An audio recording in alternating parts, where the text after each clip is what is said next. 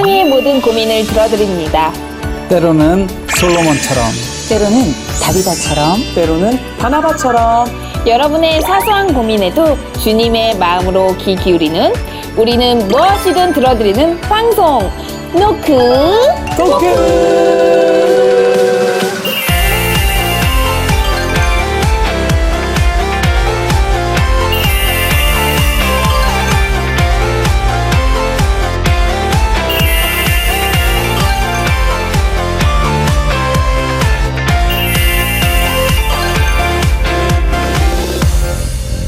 반갑습니다.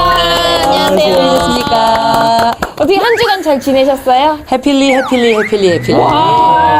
해피하세요. 항상 기뻐하셔. 아니 뭐 슬플 일이 뭐 별로 있나요? 그러니까요. 그냥 요새 날이 더우면 또 맛있는 것도 많다. 먹을 거 많죠. 또 요새 날이 더울 때는 약간 또 시원한 데 들어가면 땀이 또 딱 뭐라 그래야 돼? 땀이 숨는다 그러나? 아. 그렇게 네네네. 그냥 뽀송해지는 느낌이 있어가지고요. 덥지만 에어컨 있고, 에어컨 있지만 그 앞에 또 과일 있고, 과일 있지만 그 옆에 커피 있고, 커피 끝나고 나면 아이스크림이 있죠.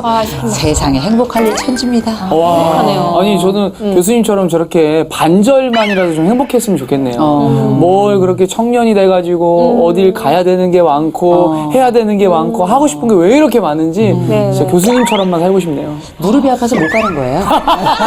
무릎이 아파가지고 관절이. 네. 근데 요즘 주변에 아프신 분들이 너무 많더라고요. 일도 중요하지만 건강도 잘 챙기시면서 이렇게 하루하루를 살아갔으면 좋겠다라는 생각이 있고요. 그럼 우리 노크토크 15번째 시간 오늘의 이슈 키워드부터 만나볼게요. 이슈 키워드 보여주세요. 오, 조론. 네, 오늘의 이슈 키워드는 바로 조론입니다. 예전에도 잠깐 조론에 대한 이야기를 나눈 적이 있거든요. 교수님, 조론에 대해 다시 한 번만 설명 좀 부탁드릴게요. 이게 일본에서 시작이 됐죠. 그 일본에서 2004년에 아주 히트, 공전 히트를 쳤던 책이 있는데 네네. 이게 바로 뭐냐? 조론을 권함이라는 책이었는데 이 책의 저자가 스기야마 유미코라는 사람이었는데요. 네네. 이 사람이 어떤 얘기를 하냐면 실제 내가 인생을 살아가면서 부부로 쭉 살아왔지만 좀 떨어져 사는 것도 괜찮지 않겠는가 라면서 지금까지 오랫동안 전통적으로 부부는 함께 살아야 한다는 이 전통적 생각을 완전히 뒤집으면서 네. 사회에 아주 큰 빅 이슈 또 새로운 화두를 던지면서 아주 우리나라에도 큰 영향을 미치게 됐는데요. 이걸 약간 정의 방식으로 조금 풀어서 설명을 드리면 네. 법적으로나 또 감정적으로나 여전히 부부 관계를 유지하고 있지만 한시적으로 떨어져서 본인이 원하는 새로운 생활을 한번 해보면서 나중에 다시 결국 합쳐요. 꼭 합쳐야 됩니다. 꼭 합쳐야 되죠. 합치지만 네. 어쨌든지 간에 각자 떨어져서 생활해 보면서 새로운 결혼 생활에서의 한시적 경험을 해보는 것. 이걸 우리는 졸혼이다. 이렇게 보시면 될 것 같습니다. 이런 변화들에 대해 젊은 친구들의 생각도 궁금하거든요. 이런 개념도 되는 것 같아요. 졸업은 혼자 한다라는 그런 개념. 그래서 이제 제가 그때 말씀드렸던 돈키호테 신, 우리가 믿고 있는 신, 돈, 네. 키, 호감형 얼굴, 테크닉 좋은 남자, 그다음에 신앙 있고 뭐 그런 남자 여자. 네네. 그래서 이제 돈키호테 신이라고 이제 하는데 혼자서 너무 망상에 빠져 있는 거죠. 난 돈 많아야 되고 키 커야 되고 호감형이어야 되고 테크닉이 좋아야 되고 신앙이 있어야 된다라는 그런 개념으로 인해서 네. 졸업은 혼자 한다. 나 혼자 그냥 살래. 찾다 보니까 없는 거예요. 그러니까 그런 친구들도 주변에 있는 것 같아요. 그런 또 누나 형들도 있고. 그렇죠. 조론에 대해 각자 다양한 생각을 갖고 계실 텐데요. 먼저 조론이 가져온 긍정적인 효과는 무엇인가요? 편해. 편하다. 편한 거였죠. 여자들은 거의 졸업이 안 되잖아요. 왜냐? 애들 졸업시키고 나면 그 뒤로는 남편 삼치새끼 해주느라고. 그래서 우리가 이제 삼식이 새끼 뭐 이런 얘기가 나오잖아요. 그런데 실제 따로 떨어져 좀 생활해보니까 우리가 부부라는 게 늘 좋은 건 아니거든요. 그쵸. 그리고 이제 뭔가를 꼭 해야 된다는 의무감이 굉장히 많다가 사실 혼자 지내보니까 조금 더 편안하더라. 또 한 가지는 조론을 한다는 거는 서로 간에 합의된 사항이에요. 그러니까 어떻게 당신의 자유와 나의 자유 양자를 함께 허용하는 방식이기 때문에 어쩌면 우리가 처음 신혼 때 그랬던 것처럼 서로의 자유를 인정하는 상호 인정을 확인하는 방식이기도 하고요. 우리가 또 없어야 귀한 거란다. 맞아. 그래서 처음에 한 1, 2주 떨어지고 이럴 땐 너무 좋다는 거예요. 근데 벌써 한 3주, 4주 이렇게 되면은 네. 잘 지내나? 혹시 안 아픈가? 궁금해. 별일은 없나? 해서 전에 안 하던 전화를 한답니다. 어떻게 잘 지내? 그럼 어떻게? 나도 잘 지내. 어떻게 잘 지냈어?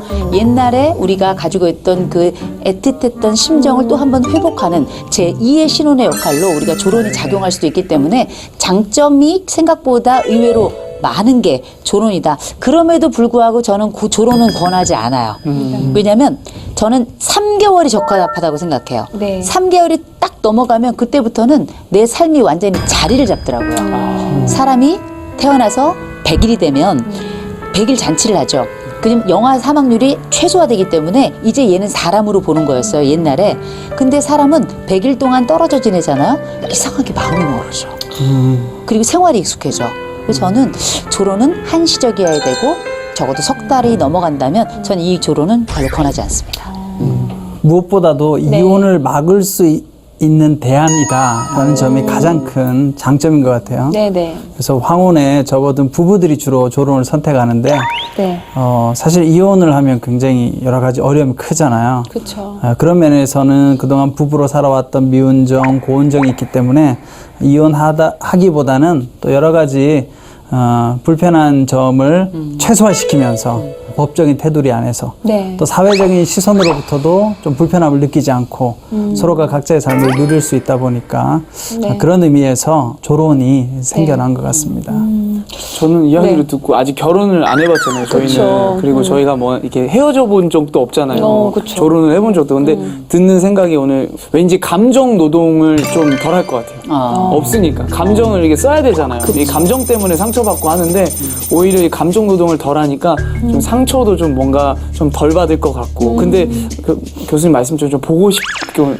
좀 보고 싶을 것 같죠. 좀 그럴 것 같아요. 좀 그러면 안 될 것 같아요. 안 될 것 같아. 안 돼. 너 자꾸 애교를 부리지 왜? 갑자기 애교를 부리시고 나 지금 조론하신 줄 알았어. 깜짝 놀랐어. 갑자기 왜 애교를 부리지? 배우자분한테 전화 드릴 뻔했어요. 그러니까 네. 깜짝 놀랐네. 그러면은 반대로 조론이 주는 영향 중 우려되는 부분이 있다면 어떤 게 있을까요? 이혼으로 가는 촉진제 역할을 할 수도 있어요. 왜냐하면 떨어져 있어 보니까 너무 편한 거예요. 근데 이게 처음에는 조금 궁금하고 좀 빈자리가 많이 느껴지고 하다가 이게 너무 익숙해져 버리면 없어도 사는구나. 이런 경험을 하게 되는 안 좋은 면이 하나 있는 거고요.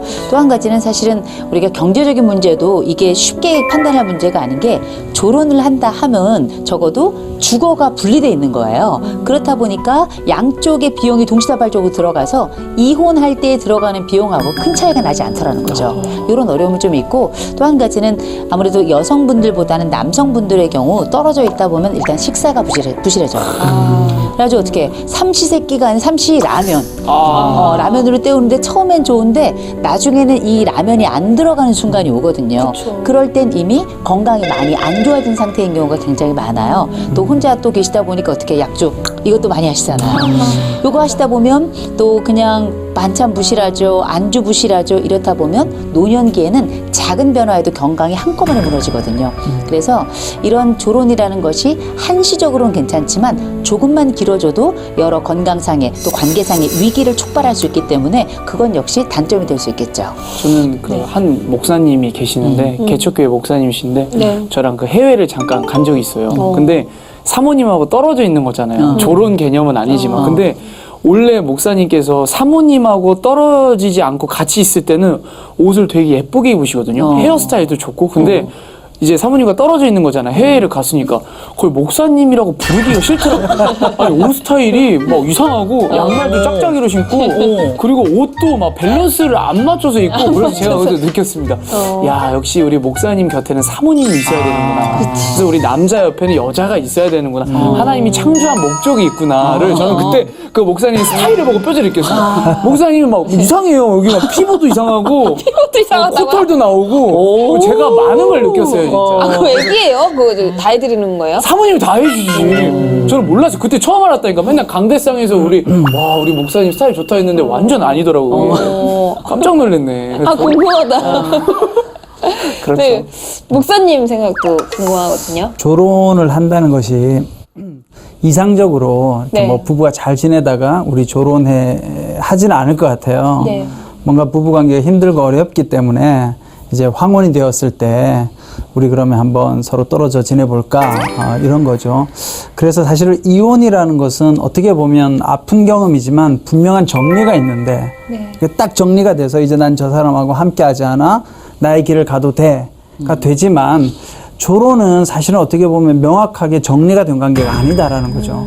그래서 떨어져 있어서 좋은 것 같지만 각자에 대해서 여전히 신경이 쓰이고 또 뭐 떨어질 때 아주 뭐 정확하게 계약서를 써서 어떻게 하자라고 하지 않은 이상은 이렇게 조론을 해서 있다 보면 또 상대방의 행동 때문에 서운할 수도 있고 또 상처를 입을 수도 있고 그래서 저는 우리 이 교수님 말씀처럼 조론이 현실적이고 이상적으로 보일지라도 결혼 관계를 유지하고 있기 때문에 부부 갈등의 요소를 완전히 해소할 수 없을 뿐만 아니라 자칫 잘못하면 새로운 문제와 갈등을 유발할 수 있는 환경을 제공할 수 있다라고 생각합니다. 네. 그럼 만약에 레온 씨는 네. 부모님이 조론을 하신다고 한다면 어떨 것 같으세요?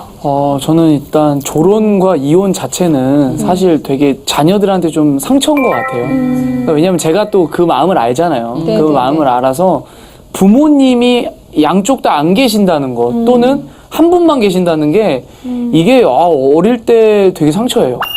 그리고 뭔가 모르게 나를 지탱해주는 그 분들이 안 계신다는 그런 말들이 나를 좀 이렇게 흔들리면서 나를 좀 무너지게 하는 것 같아요. 그러니까 누가 나를 일으켜줘야 되는데 파란 짝이 없는 그런 기분인 거죠. 그래서 되게 좀 생각을 좀 많이 하셨으면 좋겠어요. 그러니까 결국은 그 두 분을 위해서 생각을 하는 게 아니라 우리 자녀를 위해서 좀 생각을 많이 하셨으면 좋겠다는 생각을 이제 좀 커 보니까 좀 생각이 들죠. 네, 여기서 한 가지 좀 짚고 넘어갈 건 네, 네. 우리가 별거하고 조론은 조금 다른 개념으로 보셔야 돼요. 별거를 보통 할 때에는 여러 가지 이유가 있습니다만 감정적으로 서로 충분히 상한 다음에 분리 결정을 내리는 경우가 많잖아요. 네. 조론의 전제는 감정적으로 서로 나쁘지 않아요. 이런 차이가 있어요. 네. 그래서 우리가 별거를 미화해서 조론이라고 생각하면 안 되고요. 별거가 있다가 이혼으로 갈 수 있어요. 또 물론 조론을 하다가 이혼으로 갈 수도 있습니다만 네. 대부분 조론의 경우는 이혼을 전제하지 않아요. 별거는 이혼을 상당 부분 전제하고 간다고 이렇게 차이를 조금 두신다면 그런 것 같아요. 훨씬 더 조론이 가지고 있는 긍정적인 의미가 어떤 것인지 우리가 좀 확인하게 되겠죠. 야, 네. 이게 진짜 새로운 말들이 너무 많다. 그러니까 이렇게 조론. 배우는 것 같아요. 그러니까. 근데 저는 개인적으로 그 조론을 하면서 서로 떨어져 있으면서 서로의 소중함을 알아가는 것도 괜찮은 방법인 것 같거든요. 근데 아까 교수님이 얘기하신 것처럼 길게는 말고 한 3개월 정도 계약으로 무조건 그때 이제 결정을 내려야 되는 거죠. 이거 써야 되나요? 써야죠. 지장까지 찍고 네, 서로가 너 돌아와라. 아니 뭐 이제 3개월 뒤에 이렇게 합의하에 뭐 좀 더 3개월 연장할 수도 있고 3개월씩 해야 되거든요. 대신 3개월씩. 네. 네. 아까 전 얘기하셨으니까 엔터테인먼트네. 네, 계약서가. 3개월씩 계약서를 이제 일단 결혼부터 하시고 예, 알겠습니다. 또 제가 또 앞서 나갔네요. 너무 앞서가 우리는. 네, 그러니까 우리가 그 부분은 좀 조심해야 될 것 같고 그럼 여기에서 좀 진지하게 우리 교수님의 이야기를 또 들어보고 싶어요. 배우자가 조론을 요구를 한다면 우리 교수님하고 목사님은 어떠실지 궁금하거든요. 제가 생각할 동안에 목사님께서 먼저 대답을 하실 겁니다. 아, 예, 알겠습니다. 자, 그럼 목사님 진지하게. 네. 제가 이 질문을 듣고 정말 굉장히 두려웠어요. 괜찮으세요? 그래서 사전에 제가 네. 물어봤어요, 제 아내한테. 아내에게. 당신이 나한테 조론을 만약에 하자고 했다면 내가 뭐라고 대답해야 되냐 이렇게 물어봤더니 이런 이야기를 하더라고요. 만약 본인이 저한테 조론을 하자고 이야기했다는 건 제가 인생을 잘못 산 거래요. 그렇지 않으면 조론하자고 말할 리가 없다는 거예요. 그러면서 똑바로 살지 않으면 나중에 조론 당하니까 잘하라고. 그래서 제가 요 대답으로 제 대답을 어허. 똑바로 살아라. 똑바로 살아라. 네. 아, 결론 오랜만인 것 무섭네요. 저는 이제 만약에 제 남편이 저한테 여보 좀 떨어져 있었으면 좋겠어. 조론이라는 걸 우리도 한번 해보면 어떨까? 네. 저는 이렇게 대답할 겁니다. 내 눈에 흙이 들어가기 전엔 안 된다. 안 된다. 안 된다. 안 된다. 절대 안 된다. 근데 그렇게 얘기하실 것 같아요. 아마 저희 남편 제가 무서워서 그런 얘기 묻지도 못할 거예요. 그렇죠. 근데 아마 정말 만약에 제 남편이 그렇게 얘기를 한다면 저는 아마 그러자고 할 것 같아요. 아마 그런 얘기를 할 때에는 제 생각과 제가 남편에 대해 가지고 있는 이제 사랑이나 이런 존경심을 알기 때문에 아마 쉽게 생각하고 얘기를 하진 않을 것 같아요. 그쵸. 그래서 만약에 그렇게 얘기를 할 때는 정말 죽을 각오를 하고 용기를 내어서 한 게 아닐까. 그래서 잠시 그런 떨어져 있는 관계는 하는데 남들이 3개월이라지만 당신은 3일이다. 저는 뭐 그렇게 그냥 동의는 할 것 같아요. 예, 한 3개월 정도 정말 원한다면 그 시간 정도는 어떤 살아와준 고마움, 나를 받아준 고마움 이런 것에 대한 일종의 상이랄까요? 보답이랄까요? 네. 그리고 3개월 뒤에 더 애틋해질 것 같아요. 일단 재산을 제 명의로 옮기고요. 또 확실하게 해야죠. 네. 근데 이제 올해 결혼하신 분들이 그러지 막 한 결혼한 지 한 몇 달 안 됐는데 결혼하자고 하면 좀 많이 눈물 날 것 같은데. 그건 별거죠. 그건 별거라고 봐야죠. 예. 결혼한 지 얼마 안 그러니까. 되면은 좀 그렇죠. 적어도 우리가 조론을 황혼, 이혼 개념하고 많이 비교를 하는 이유는 적어도 20년, 30년 이상 그렇죠. 오랜 세월 서로의 그 삶 속에서 서로의 그 머리카락이 되고 세포가 되고 귓밥이 되고 입의 혀처럼 그렇게 살아본 사람들의 최후의 결정으로서 그 이야기를 나누는 거기 때문에 젊은 사람들에게 과연 조론이 가능할까? 이 부분은 좀 쉽지 않은 결정일 것 같아요. 이렇게 조론이라는 주제를 가지고 다양한 생각들을 나눠봤는데요. 기독교인들의 시각에서 조론, 어떻게 바라보는 게 좋을지 함께 나눠보고 싶거든요. 먼저는 이 별거와 조론을 구분해야 된다는 것. 그리고 이 별거 이외에 이 조론이라는 것이 상호 존중과 인정의 의미로 받아들인다면 어쩌면 함께 나이 들어간다는 게 함께 늘 있어야지만 그게 정답만은 아니거든요. 때로는 그를 놓아줄 수 있고 때로는 그녀를 허락할 수 있는 것. 이런 요소들이 서로에 대한 탄탄한 신뢰에 기반하고 있기 때문에 그렇다면 어쩌면 우리가 크리스천 부부로 살아가면서 내가 예수 안에서 하나님이 내게 주었던 그 믿음 또 내가 하나님을 통해서 얻었던 그 믿음의 이야기를 신혼부터 시작해서 오랜 세월 동안 결혼 생활을 하며 이거를 서로에게 보여줬던 그 가치가 결혼의 핵심에 있는 거잖아요. 그 신뢰가.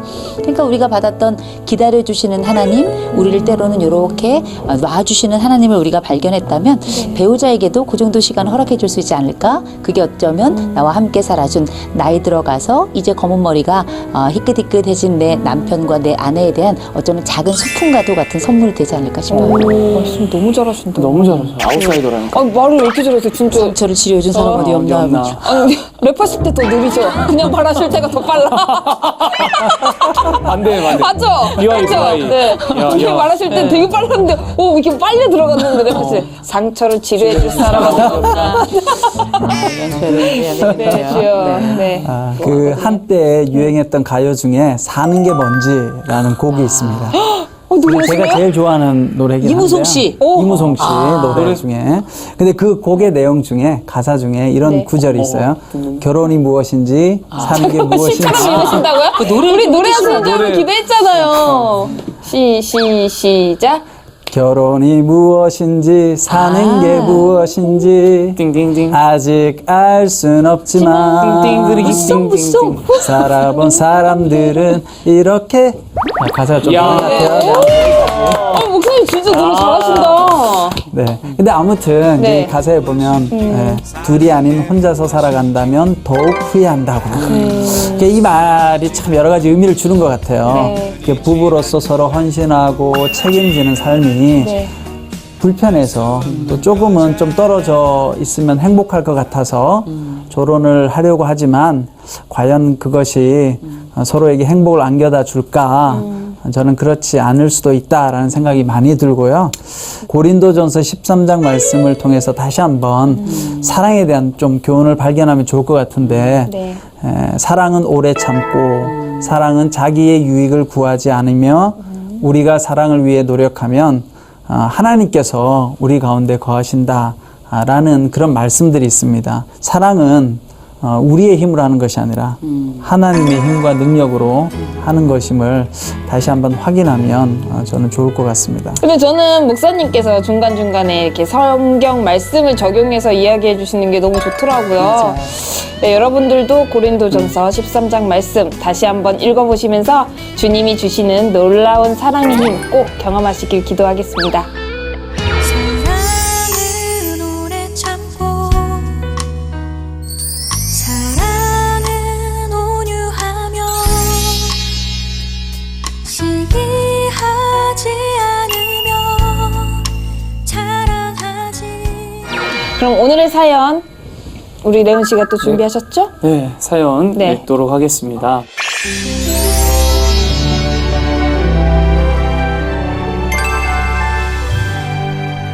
안녕하세요. 저는 올해로 34살이 된 딸을 둔 엄마입니다.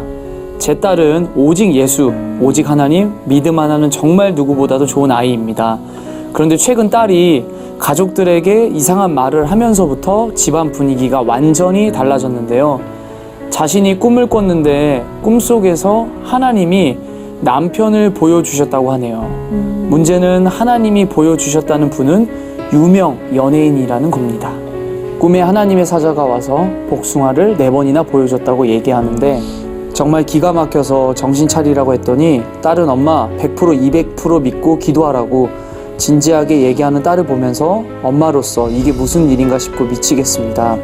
왜 엄마는 엄마가 돼서 자식을 위해 기도를 안 하냐고 서운하다고 말하는 제 딸 앞에서 무슨 말을 어떻게 해야 될지 모르겠습니다. 계속 부모의 기도가 얼마나 중요한지를 강조하면서 하나님을 믿는 사람이 왜 우리 힘을 믿냐고 모든 건 하나님이 하시는 거라고 오히려 저를 믿음 없고 철없는 엄마라며 가르치려고만 드니 답답해 죽겠습니다. 꿈을 꾼 후 친척들을 만나면 지금 만나는 사람이 있다고 말합니다. 제 생각에는 혼자 짝사랑하는 것 같은데 동네방네 선포를 하고 다니는 딸의 행동을 제 힘으로는 도저히 막을 방법이 없어 이렇게 사연을 보냅니다. 주님이 정해주신 짝이 있다며 소개팅도 남자를 만날 생각도 하지 않고 그저 그 연예인과의 만남이 있을 때까지 믿음으로 기도만 하고 있는 딸, 노크토크 식구들 제발 제 딸 좀 말려주세요 라고 사연을 보내주셨습니다. 네. 아무래도 30대 딸을 둔 대한민국 부모들이라면 다들 자녀 결혼에 모든 관심을 쏟고 계실 텐데요. 교수님, 상담 사례 중에 이런 비슷한 사례를 만나보신 적이 있으신가요? 있죠. 우리가 이게 30대가 아니라 10대가 사생팬이 돼서 연예인을 쫓아다니기만 해도 그것도 고민이에요. 아, 그렇구나. 그런데 30대에 관연한 딸이 내가 기도했더니 하나님께서 나에게 짝을 보여주셨는데 그게 사실 상상하지도 못했던 어떤 유명 연예인이고 네. 그 유명 연예인은 정말 이 여인이 이 생각을 가지고 있는지 전혀 모를 거고 하나님이 그에게도 그 똑같은 소식을 전했는지 알 수 없는 거잖아요. 그럴 때 부모들의 근심이라는 건 클 수밖에 없는 거고요. 근데 이런 유사한 사례들은 뭐 꽤 많습니다. 제가 알고 있는 한 분은 한 학생이 네. 이 교수님을 이제 좋아하다 못해 이 학생이 전도사님이셨어요. 전도사님이신데 이 교수님보다 나이가 더 많은 전도사님이세요. 여자 전도사님이셨고 남자 교수님인데 이 여자 전도사님께서 교수님께 이메일을 보낸 거죠. 하나님께서 제게 예언을 주시고 말씀을 주시고 그다음에 눈으로 나에게 보여주셨다. 꿈에 보여주셨다. 당신과 그 교수님과 결혼하라고. 이렇게 이제 연락을 보냈는데 이게 뭐 메일 한두 통이 아니고요. 거의 매일같이 문자로 이메일로 또 문자로 이메일로 계속 보내니까 이거 견딜 수가 없는 거예요. 그쵸. 근데 이분은 다른 결혼하지 않으셨지만 파트너가 있는 분이거든요. 그래서 이 교수님께서 어떻게 대처를 했냐 여쭤봤더니 이분이 그 전도사님께 이렇게 말씀하셨다는 겁니다. 싫습니다. 저에게는 사랑하는 사람이 있습니다. 다시는 이런 일로 메일 보내실 거면 절대 연락하지 마십시오. 한 번 더 이런 일이 있다면 그냥 있지 않겠습니다. 이렇게 아주 굉장히 단호하게 말씀을 하셨대요. 네. 그랬더니 그분이 다른 모든 말엔 다 반응하지 않고 연인이 있으시다니 제가 정신 차리고 살겠습니다. 죄송합니다. 이러고서는 2달 있다 메일을 또 보내신 거죠. 하나님께서 또 한 번 말씀하셨다. 이제 정말 당신 짝이다. 이렇게. 근데 이제 그분은 지금은 치료를 받고 계세요. 예. 교회 안에서도 이런 비슷한 일들이 참 많이 있습니다. 제가 아는 목사님 이야기인데요. 네. 이제 청년부 사역을 하다 보니까 이 결혼 정년기에 있는 여자 청년들, 남자 청년들이 많은데 역시 목사님이 이제 남자분이다 보니까 우리 여자 청년들 중에 이 목사님께 내가 똑같은 케이스 같아요. 사례의 내용이 내가 기도하는 중에 하나님께서 목사님을 내 배우자로 말씀하셨다. 네, 그 내용을 가지고 이제 찾아간 거예요. 목사님께 이야기를 한 거야.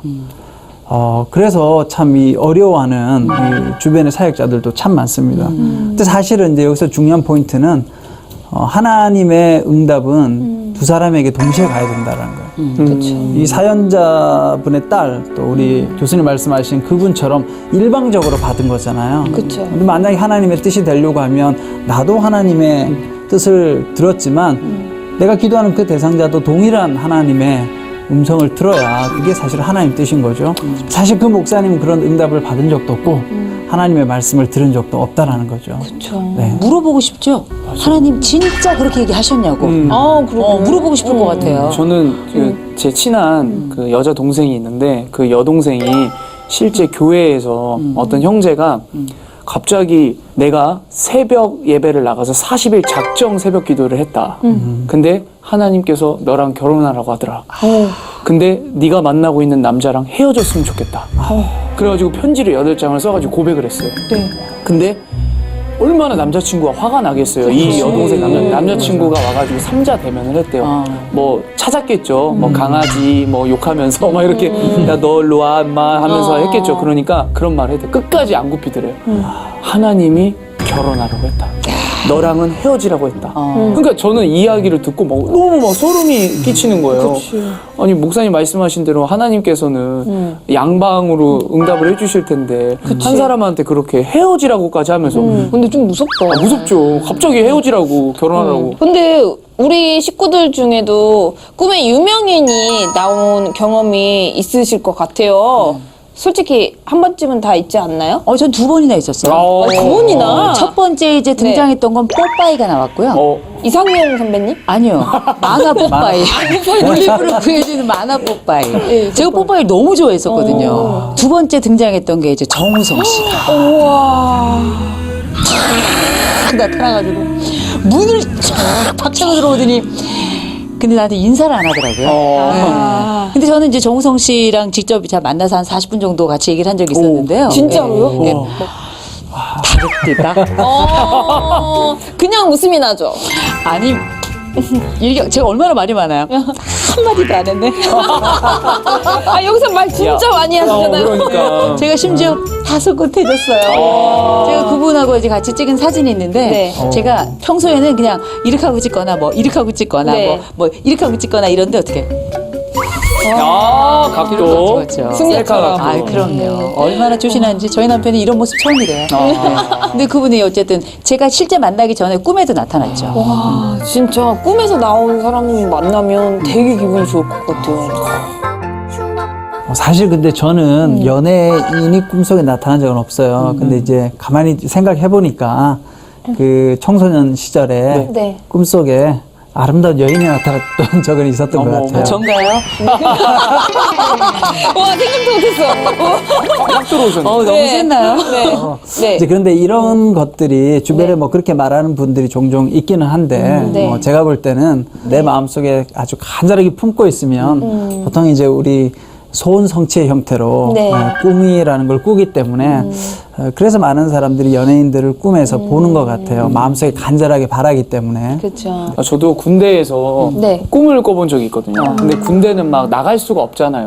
네. 그리고 뭔가 지나가는 여군 하사님들만 봐도 막 설레이고. 근데 꿈에 여자 아이돌 분들이 나와서 춤을 막 추시는 거예요. 그럴 때마다 막 꿈에 이게 꿈이 아니었으면 좋겠다는 생각이 드는 거예요. 계속.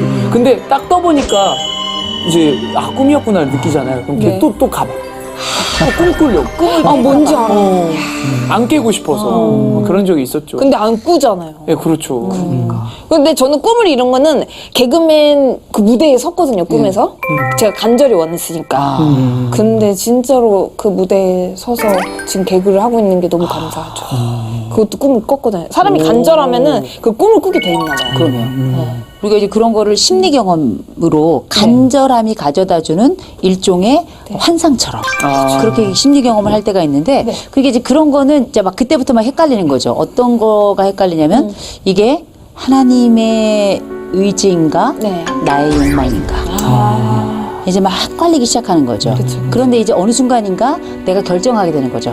이거는 하나님의 의지고 하나님의 말씀이고 하나님의 선포고 하나님이 나에게 해주시는 바로 그 이야기다 라고 딱 생각을 하면 그때부터는 어떻게 내 욕망이 거기 들어가 있다는 걸 완전히 잊어버리게 되는데 거의 대부분은 우리가 이런 것들은 간절함에서 나오는 심리 경험일 가능성이 굉장히 높죠. 그럼 진짜 간절함에서 나오는 것 같아요. 아니 네. 오늘 생각 들으면서 이게 꿈이랑 그 다음에 뭔가 이 현실하고 좀 구분을 해야 되는데 네. 가끔씩 그 구분을 못할 때가 많으니까 오늘 들어보면서 아 맞다 또 교수님이 말씀하신 거 목사님이 말씀하시는 게 또 네. 그렇게 또 될 수 있는 거구나 생각도 많이 들었습니다. 뭐 그런 경우도 있던 것 같아요. 저도 이렇게 누군가 꿈속에서 이제 연락하던 친구가 있었는데 그 친구가 연락이 온 거예요. 이렇게 만났던 거야. 그래서 자고 일어났는데 진짜로 연락이 와 있는 거예요. 그래서 뭐야? 네가 나 좋아하는 약간 소름? 그렇게 오는데 또 그것만 아니더라고요. 네, 제가 잘못 판단했던 목사님. 이 사례의 경우에 이 사연자의 딸이 네. 자신이 정말 이상적으로 바라거나 네. 기대하는 그런 이성 혹은 배우자를 저는 꿈속에서 보았다고 생각해요. 이제 영적인 꿈이라기보다는 우리 네. 교수님 말씀하신 것처럼 전형적인 심리적인 꿈이죠. 네. 그래서 프로이드 같은 경우는 우리가 현실에서 추구할 수 없는 내용은 좀 억압한다 그래요, 무의식 속에. 네. 근데 이제 이게 언제 나오느냐? 꿈 속에서 나와요. 안전하니까, 꿈에서는. 그래서 이게 꿈으로 이렇게 자연스럽게 나온다는 거죠. 어쩌면 이 딸이 그런 고백을 하기 전에 이제 이런 생각을 할 때는 이걸 말하면 안 돼 라고 생각했을지 몰라요. 호황되니까. 근데 어쨌든 자기 마음속에 품고 있었기 때문에 이것이 꿈으로 나왔고, 이제 꿈으로 나오니까 제가 볼 때는 그 꿈을 일종의 이제 합리화시킬 수 있는 방법으로 사용한 것 같아요. 내가 꿈을 꿨어. 꿈속에서 하나님께서 이렇게 말씀하신 것 같아. 그래서 저는 이거 보면서 많은 신앙인들이 사실 좀 신앙생활할 때 가장 위험한 것 중에 하나가 어떤 힘든 것들이 있을 때 도피하는 방식으로 신앙의 이름을 빌어서 네. 하나님이 말씀하셨어. 하나님이 꿈을 꾸게 하셨어. 이런 방법을 많이 쓰는데 저는 이 사연자의 딸도 어쩌면 그런 자기 안에 이렇게 바라했던 것들을 조금 더 정당화하고 합리화하기 위해서 신앙이라는 이름으로 또 마침 그 꿈을 가지고 이렇게 엮어서 지금 이야기하는 것이 아닌가 그런 생각을 합니다. 근데 가끔은 저도 너무 간절하게 원하는 게 있다면 막 이게 주님이 주신 마음인지 내 생각인지 이게 헷갈릴 때가 있거든요. 혹시 네온 씨는 그런 때 없어요? 저는 매 순간 있는 것 같아요. 뭐냐면 네. 저도 청년이지 않습니까? 남자고. 그럼 어때요? 마음에 드는 이성이 있잖아요. 근데 만약 마음에 드는 이성한테 가요. 네. 뭔가 내 마음에 내 스타일이고 저 자매와는 내가 천국 가는 그날까지 함께 할 것 같고 그리고 저 자매는 왠지 딱 내 느낌이에요. 그래서 기도를 하죠. 네. 하나님 나 저 자매랑 잘 되게 해주세요. 도와주세요. 하죠. 하는데 가는 순간 그건 나의 생각이에요. 죄송해요. 이렇게 되는 거예요. 제 스타일 아니세요. 이렇게 되는 거예요. 그런 이제 항상 이게 이제 비일비재하죠. 왜냐하면 아무래도 저희들은 이제 어떻게 보면 이제 쳤잖아요. 두드리고 하면 열리지 않으면 뭐 아닌 거고 뭐 그렇게 아무리 기도를 해도 또 안 되는 건 안 돼요. 그렇죠. 네. 저는 진짜 연락처를 알고 싶은 사람이 있었는데요. 기도했거든요. 알게 됐어요. 어머. 제가 이랬어요. 기도하면서 새벽 기도 다닐 때였는데 하나님 아버지 저 누구라는 사람 그 레온이면 레온이라는 친구 연락처가 너무 궁금합니다. 근데 알 수 있는 방법이 없어요. 번호만 알려주시면 제가 알아서 하겠습니다. 뭐 이렇게 했거든요. 알았어요? 오, 나 아는 사람이 또 아는 사람인 거야. 근데 이제 그분이 이제 연락이 왔더라고, 우리 만난 거를. 근데 연락처를 몰랐었는데, 우리 만난 거를 알고, 이제 연락처를 저한테 이렇게 주셔가지고.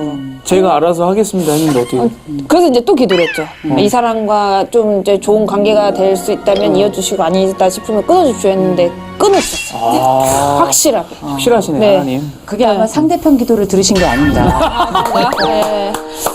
그랬던 것 같아요. 그러니까 공평하신 하나님이시. 항상 이렇게 기도를 해요. 저는. 그러니까. 응답을 이렇게 해주셔가지고 너무 항상 감사합니다. 근데 저는 이 계속 사연을 보면서 딸이 현재 친척들을 남자친구가 있다고 표현하는 부분이 마음에 좀 걸리거든요. 이런 행동이 계속 지속된다면 어떻게 될까요? 요새는 아는 말들이 많아요. 이를테면 자기 충족적 예언. 피그말리온 효과.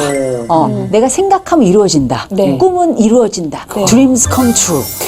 해가지고 막 상상하고 꿈을 꾸고 결국 그게 꽤 맞는 이야기입니다. 네. 왜냐하면 그렇게 상상하고 꿈을 꾸는 동안에 나는 그 방향으로 이미 가고 있는 거거든요. 그래서 그런 자기 충족적 예언이나 피그말리온 효과처럼 내가 생각하고 애쓰면 이루어진다라고 하는 그건 틀린 얘기는 아닙니다만 문제는 이게 너무 당황스럽거나 아니면 너무 황당해서 이루어질 가능성이 대단히 낮은데 이걸 큰 가능성이라고 생각하고 계속 지속적으로 믿고 간다면 이 처자가 지금 요 항목에만 그랬는지 또 다른 영역에도 혹시 이런 주제가 한 번 더 반복된다면 다른 사람들이 이 여인이 하고 있는 여러 행동들이나 혹은 진술들을 다 이상하게 볼 가능성도 굉장히 높아요. 그래서 이런 그 전반적인 이야기들이 짧은 기간 안에 이루어진다면 우리가 뭐 아이돌에 미치고 내가 내 사랑하고 내가 좋아하는 연예인들에게 기쁨을 느끼는 게 꼭 어린아이들의 이야기는 아니거든요. 우리가 일본에서 윤사마 만나러 얼마나 많은 아줌마들이 왔어요. 저도 갈 수 있어요. 그럼요. 그러나 그럴 때에 우리가 가지고 있는 현실적 경험이라는 게 할 수 있는 것과 할 수 없는 것 사이의 경계가 좀 분명한데 그게 만약에 분명치 않다면 이거는 앞으로 장기적으로 좀 관찰을 해보셔야 되고 이게 장기화된다면 이건 제가 볼 때는 병원도 좀 찾아가 봐야 되지 않을까? 전문가에 대해 도움이 좀 필요하지 않을까 싶은 생각도 들어요. 근데 우리가 삶을 살아갈 때 매 순간 주님의 지혜와 인도하심이 필요하다는 걸 다시 한번 느끼는 시간인 것 같고요. 목사님, 내 생각과 주님의 생각 어떻게 분별해야 할까요? 최근에 이제 뭐 저런 비슷한 사례인데 이제 아주 좋은 결과가 나온 사례가 지금 하나 떠오르는데요. 저희 장로님 딸이 결혼을 하는데 네. 이제 유학생활 중에 이제 형제를 만난 거예요. 근데 이제 두 사람이 고백을 했는데 둘 다 똑같은 응답을 받은 거예요. 그걸 발견한 거죠. 그러니까 각자 기도했는데 하나님으로부터 음성을 들었는데 네. 그 내용을 서로 이제 나누다 보니까 나는 하나님으로부터 당신에 대해서 이런 마음을 받았는데 근데 이게 똑같은 거예요. 우와. 그러니까 제가 볼 때 하나님의 뜻이려고 하면 이렇게 두 사람 다 동의가 돼야 된다는 거죠. 일단은 하나님께서 우리에게 보통 꿈으로 말씀하신다 이런 예지몽 같은 경우에는 어떤 개인의 사적인 사사로운 일을 위해서 하나님께서 이렇게 꿈까지 사용하시느냐, 저는 그런 경우를 본 적은 별로 없는 것 같아요. 성경을 봐도. 그러니까 하나님께서 예를 들어서 마리에게 나타나서 네가 예수를 낳을 것이다, 이런 거는 사실은 굉장히 받아들이기 힘든 이야기잖아요. 그런데 이건 이제 큰 뜻과 관련된 것이죠. 또 요셉을 통해서 이스라엘 백성들을 구원하기 위해서 이제 뭐 벼이사 꿈을 꾸게 한다든지, 성경에 보면 많은 예언자들이 또 환상을 보죠. 네. 이제 그런 경우 그 개인을 위한 것이 아니라 공동체를 위해서 혹은 하나님의 뜻을 이루기 위해서 네. 하나님께서 꿈을 사용한다라는 것입니다. 네, 오늘 목사님 말씀을 들으면서 오늘도 참 많이 배우게 되는데요.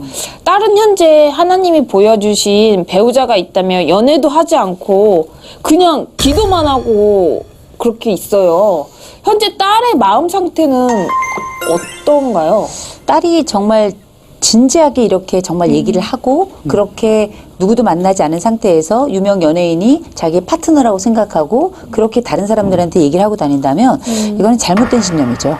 어쩌면 이거는 팬심, 내가 팬으로서 가지고 있는 이 깊은 마음, 또 팬으로서 그런 추정하는 그런 마음하고 내가 진짜 그 사람을 내 배우자로 생각하고 신이 나에게, 하나님이 나에게 음성으로 그 사람이 내 파트너라고 이야기해줬다? 이건 완전히 다른 거거든요. 그래서 지금 어머니가 생각할 때는 이 상황이 굉장히 진지하고 심각한 상황이에요.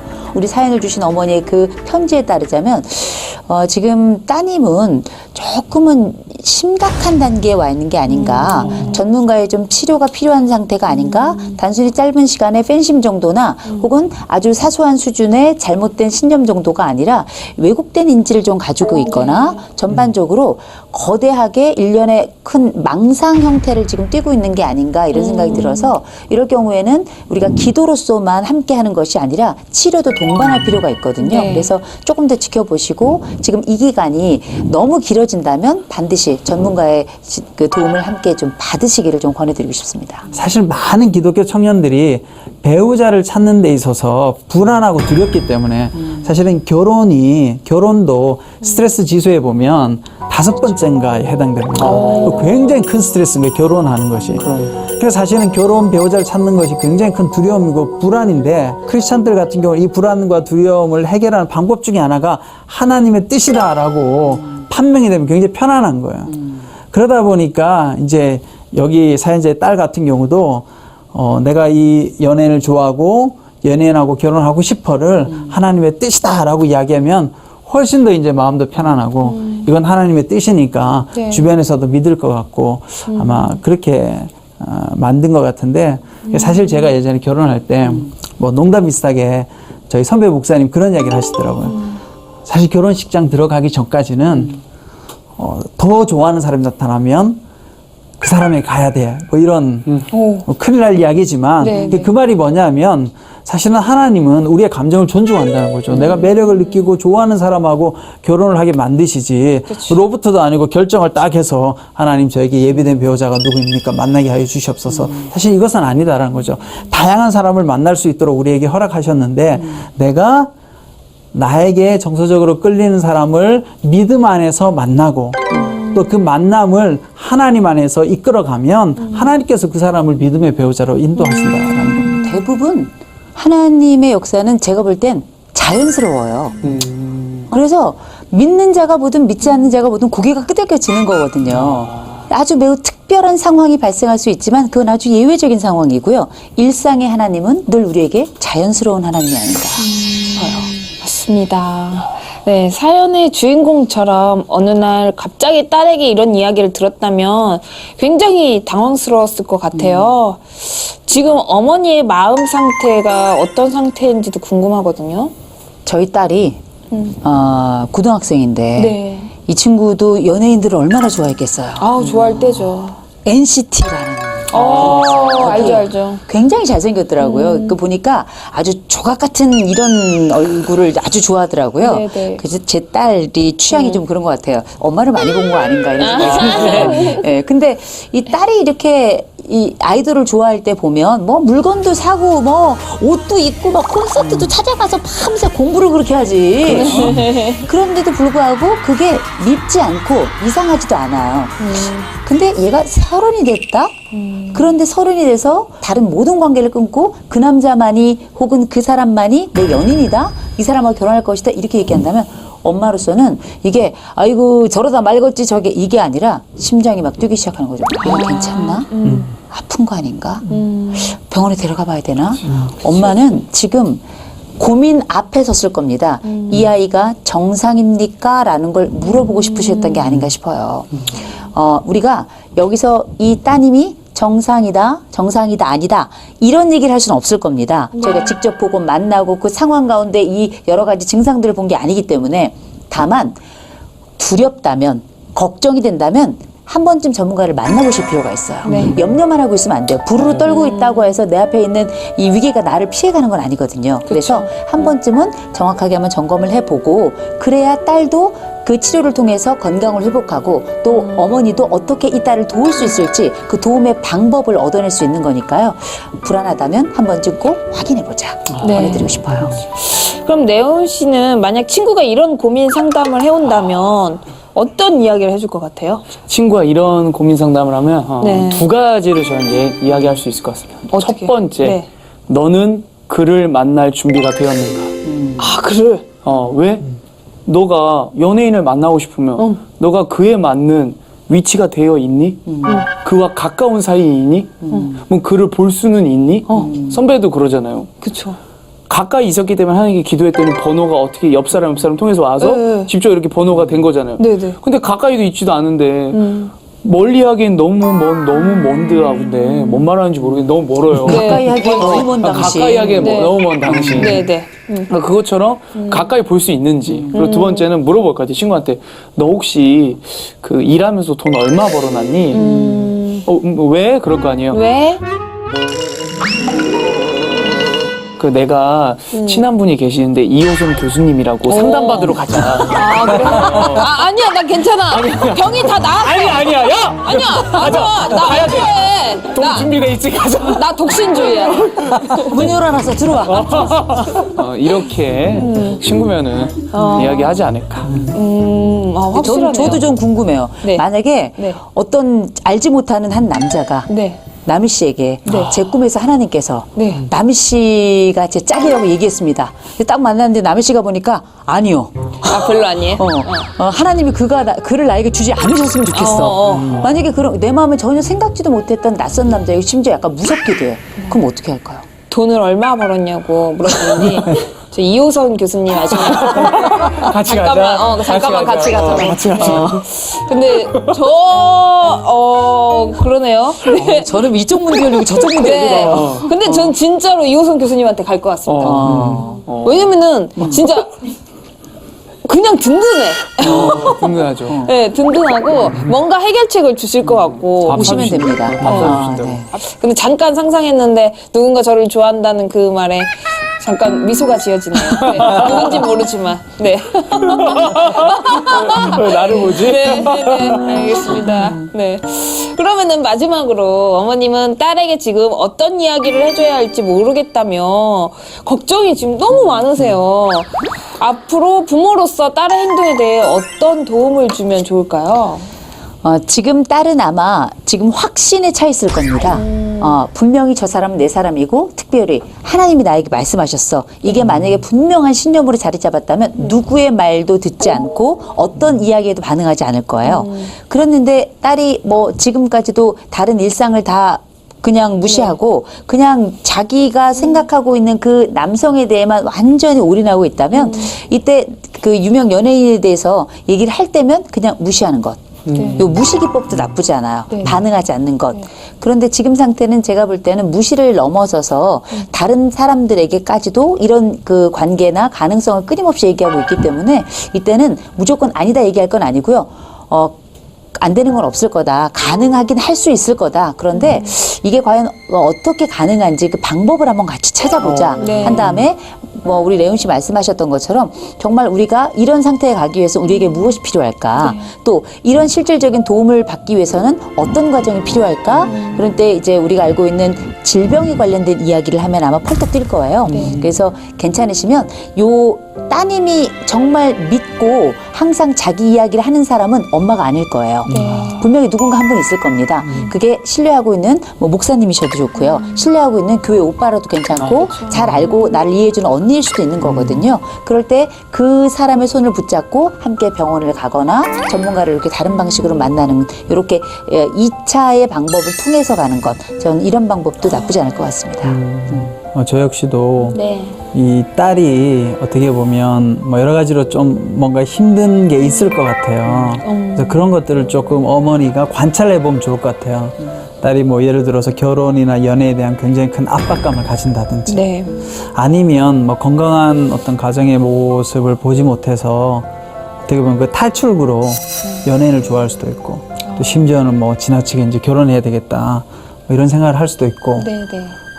뭐 이런 것들이 다 어떻게 보면 추정이지만 저는 이 딸이 좀 여러 가지 힘든 부분들이 있을 것 같아요, 현실에서.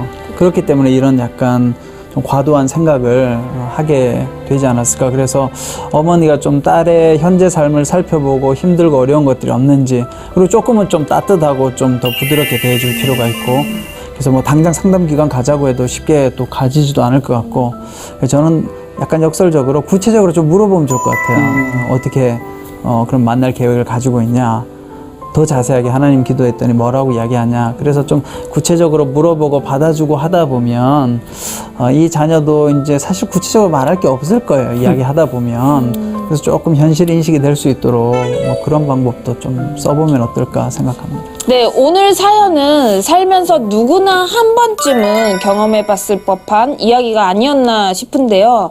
그러나 무슨 일이든 멈춰야 할 때를 아는 지혜는 반드시 필요할 것 같습니다. 목사님, 오늘 사연도 정리해 주셔야죠. 우리 많은 이제 크리스찬 청년들이 배우자를 네네. 어떻게 하면 잘 만날 수 있을까, 하나님의 뜻을 발견하기를 원하는데 네. 저는 중요한 것은 하나님 앞에 기도할 때 어떤 특정 요건을 가지고 기도하기보다 네. 어떤 사람 만나게 해주세요. 뭐 이렇게 결혼이나 데이트 강의 들어보면 뭐 이런 이야기를 하더라고요. 목록표를 정해라. 뭐 키가 몇 cm고. 저도 그 얘기 들었어요. 뭐 이런 이야기를 하는데 저는 개인적으로 반대예요. 왜냐하면 그건 그냥 나의 욕구와 욕망이 충족일 뿐이지 하나님께서 내게 주시고자 하는 배우자일지 아닐지는 모르거든요. 네. 제 경험 속에서 살펴보면 하나님 난 저 사람 내 배우자였으면 좋겠습니다 하고 기도했는데 네. 이렇게 지나가 보니까 그 사람하고 하면 큰일 날 뻔한 거예요.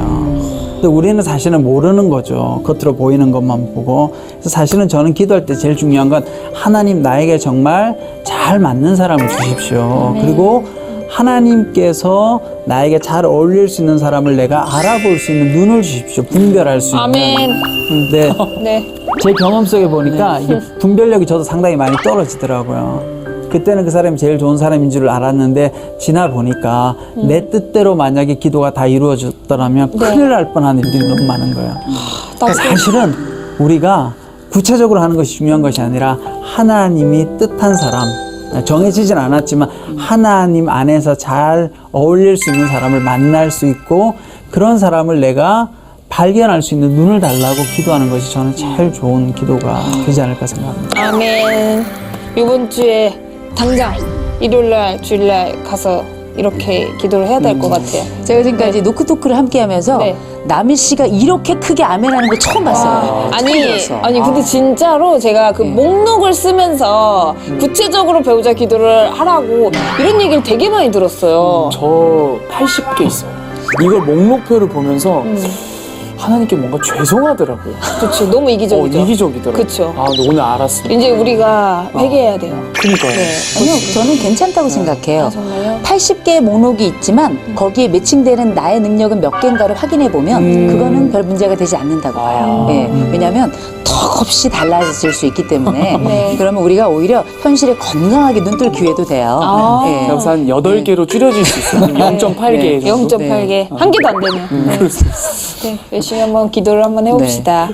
그러면 오늘 기도 편지는 어느 분이 준비해 오셨나요? 네, 제가 준비했습니다. 네. 같이 기도하겠습니다. 네. 하나님, 우리는 자주 헛갈립니다. 무엇이 욕망이고 또 무엇이 섭리인지 알 길이 없습니다. 선한 지팡이가 되어주시는 하나님, 우리에게 잠시 헛갈림이 있으나 결국 길을 보여주시고 때로는 좌절하나 늘 그 가운데 힘과 교훈을 얻게 하심을 저희가 잘 압니다. 주님, 우리가 우리의 합리에 속지 말게 하시고 다만 주님의 선함을 보게 하여 주시옵소서. 아멘. 어머니 마음에 평화를 주시고 딸의 마음에 그 선택과 생각에 주님의 길을 내어서 친히 보여주시기를 또 그 길을 잘 알고 깨닫게 도와주시옵소서. 아멘. 우리 주 예수 그리스도의 이름으로 기도했습니다. 아멘. 아멘.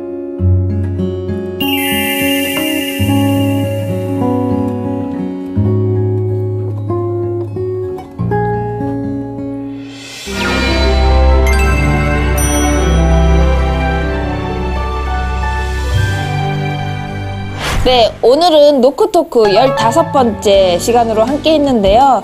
저는 오늘 우리 목사님 말씀 중에 정말 마음에 감동으로 다가온 부분이 있어서 마지막으로 다시 한번 함께 나누고 마무리하겠습니다.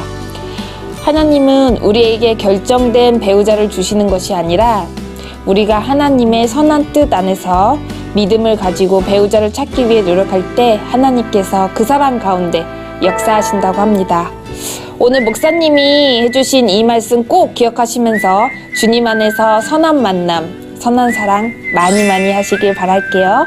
누군가 내 이야기를 들어주길 원한다면 주저 말고 노크해주세요. 때로는 솔로몬처럼 때로는 다비다처럼 때로는 바나바처럼. 여러분의 모든 고민을 주님의 마음으로 들어드리겠습니다. 사랑과 위로가 함께하는 이곳은 노크 다음 주에 만나요. 안녕하세요. 반갑습니다. 강연계 전지현 이호선입니다. 100만 댓글이 세상에 우리 국어가 이렇게 다채로운 줄 그때 처음 알았어요. 그때 SNS에 들어와가지고 욕으로 도배를 한 적이 한 번 있었어요. 얘가 네 목하고 다리를 바꿔버리겠다. 옷 벗고 한강 뛰어볼래? 막 이런. 글을 제가 안 써요. 뭐라고 반응할까 벌써 두려운 거죠. 싸움 잘하는 친구가 한 명 있었어. 좀 잡아내줘라. 누군지? 그래서 그랬더니 5분 안에 잡아내줘. 잡았어요? 잡아냈어요? 무서운 분처럼 느껴져. 노출될 뻔한 사진이 있었는데 송병철 씨가 이렇게 막았거든요. 송병철이 네티즌의 눈을 지켰다. 뭐 이런. 그래서 노출될 뻔했는데.